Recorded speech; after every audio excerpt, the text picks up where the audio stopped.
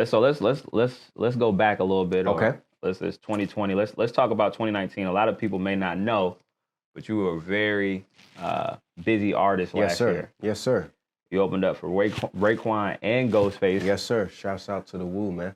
Headlined the day one of the Culture Fest in Greensboro. Yeah, man. Shouts out to the homie out there. You were named the brand ambassador for Blast Energy Drink. Yes, sir. Grab a blast. While all that was going on, you also managed to drop 2 albums. Yes, sir. And 5 music videos. Yes, sir. And get your Hot Shit single featured, excuse me, in the Source magazine, and get a placement on Snoop Dogg's compilation Unsigned Artists. Shouts out to the dog, man. So what was it like being featured in the magazine? What was that process like in terms from a local artist as well to make it that far? A lot of people locally aren't able to get to magazines. Like, you got to understand the time, the era that we came up with, like the Source, XXL, these magazines were synonymous with how we were able to get information about the culture. I mean, at the end of the day, so that was like a monthly ritual to go to a magazine newsstand and, read one of those, either standing or, buying it.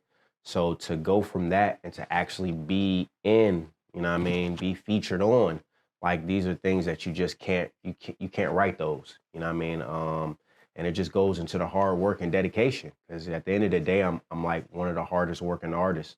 And at the end of the day, that was just like kind of a small pat on the back to let me know, like, hey man, the work is definitely, speaking for itself. And shouts out to the guy, Clinton Place, who produced Hot Shit. So we were able to, get that feature, man. And that was just a big stepping stone for that song in my career as well. So, like, you can't really describe how it is to be featured on something that you grew up, basing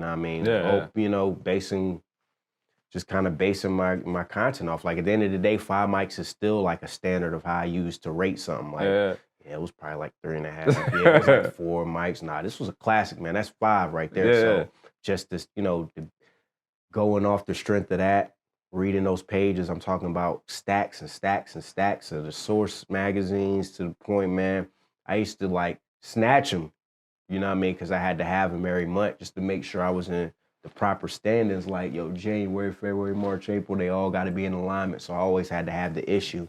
So again, to be featured, man, words can't describe it, man. Yeah, that's top of the line.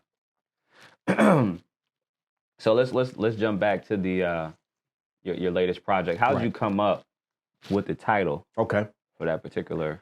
All right. So for those that don't know, diastema is what the actual term of a gap. If someone has a gap, it's not called a gap. It's actually called diastema.